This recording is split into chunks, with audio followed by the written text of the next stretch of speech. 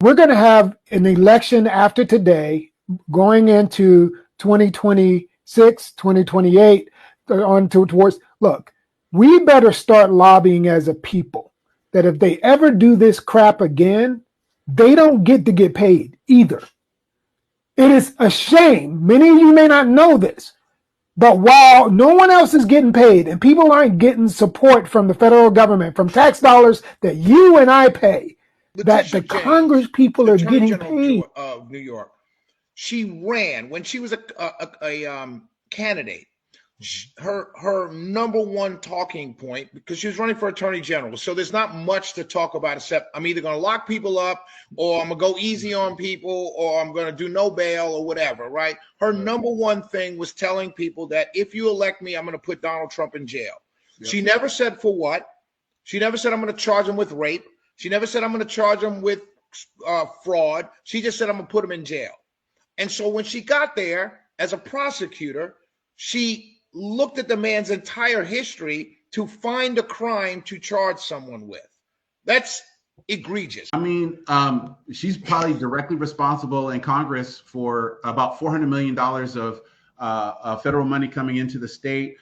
She's sponsored and introduced bills called the Strip Act to decriminalize fentanyl. She's done some other stuff with the Judiciary, Agriculture, and Oversight Committees to really help shape some strategy that has directly affected Texas.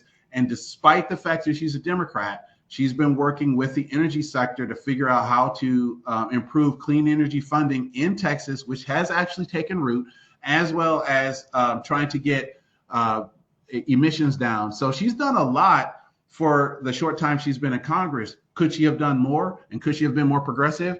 I think so, but her record is actually pretty good. And House.gov, if you want to look at it, you can look up every legislator's accomplishments in House.gov and find out for yourself exactly what bills she sponsored and where those bills went and all the other things that she's done that are what he was highlighting. And this is what kicked off the Poor People's Campaign was after that conversation.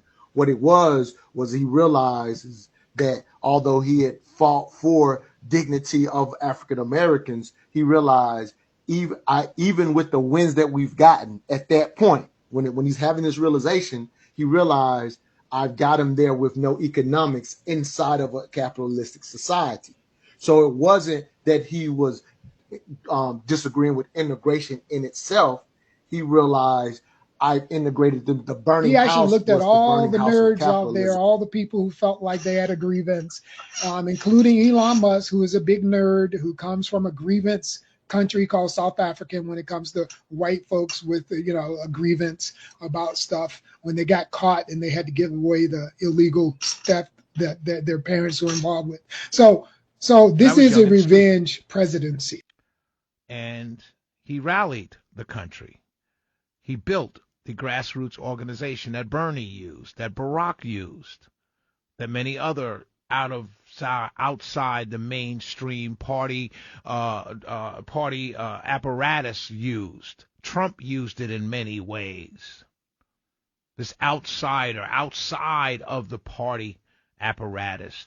That's what A group of people. So let's not jump up and down about how well Atlanta's doing at reaching its 25-30% black-owned businesses getting contracts, because it's somewhere in the teens right now, 40 years later, and it's a black city. So let me digress really quickly.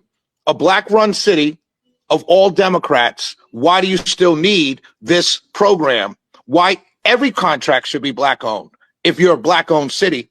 So that tells me a lot about what we're talking about here, because if you're running things, there should be no other people getting those contracts. And if you're afraid of losing those contracts due to the loss of DEI, then you've messed up the last 50 years of getting in control and moving economics. Civil rights leaders, forefathers, they didn't argue that we should be less than and then allowed to come in at a less than great standard, or to lower the bar about what is acceptable when it comes to performance, innovation, creativity, etc.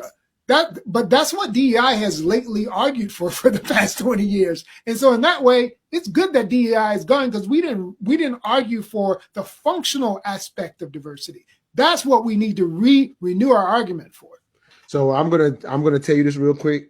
They were factually DEI has not played out in the way that you just suggested, Leo. Now, what happened was, let's just go a real quick history. In the 70s, when they find out the government's actually going to put some teeth behind some equal protection when it comes to affirmative action, right? When they find that, we start getting the court cases. So once the company saw, oh, the government is actually going to take us to court for this, some of the companies themselves chose to put in quotas. This is where you get the lowering of the standard, but they only did it just because they didn't want government interference. So when that was the choice, that's the period in which we've now kept a narrative that lowering the standard is part of DEI. Right. It actually did go through that period in the 70s and 80s in which that was actually done. So I'll give you that fact. But there is no on record. If you go into the legality of how DEI has been used since quotas was disavowed, that lowering of the standard does not exist. Like it was played around with when the brother, not the brother, but the guy over at American Airlines that says, hey, I'm going to use DEI to get more women and blacks or whatever. And so people start saying, oh, I don't want black pilots or I don't want women pilots, as if the FDA was ever going to lower its standard to allow somebody to fly. Like there is no evidence of a standard being lowered. The narrative precedes the actual facts. So when DEI is used like it's been used for the last 20 years, how it's been used factually, there has been no lowering of the standard. Agreed. That is our role as voters who quite often, we don't think, in a sense, our one vote matters. So for anybody thinking that way, here's your job, not just to get ramped up for the general election and show up and now just simply complain. What does holding them accountable looks like, which basically Shelley saying that's what he's going to do for his side. Your thoughts? And for sure. Ask Hillary Clinton if a vote matters. I mean, she lost by how many votes in swing states? Those were individual votes that truly did have outsized effect. And that's the point. The point is that as a voter, you have power. Sometimes we forget that because we see all this big money. Elon Musk throws out $275 million in like 3 months. And we think, how can I compete with that? He was competing with you, not the other way around. You're not competing with him. He's trying to figure out how he can influence you, the voter. You have the power. And once the vote is cast, they've got to prove all the time. And Shelley's got a platform where he can call people out, and he will call them out. I have no doubt in my mind that if he's displeased, the radio waves will echo his displeasure. And that's how it should be for every single voter. We have letters, we have phone calls, we have emails, and we have social media. And the point here is that I should be making it very unpleasant for someone I voted for to go against the promises he made me before I voted for him.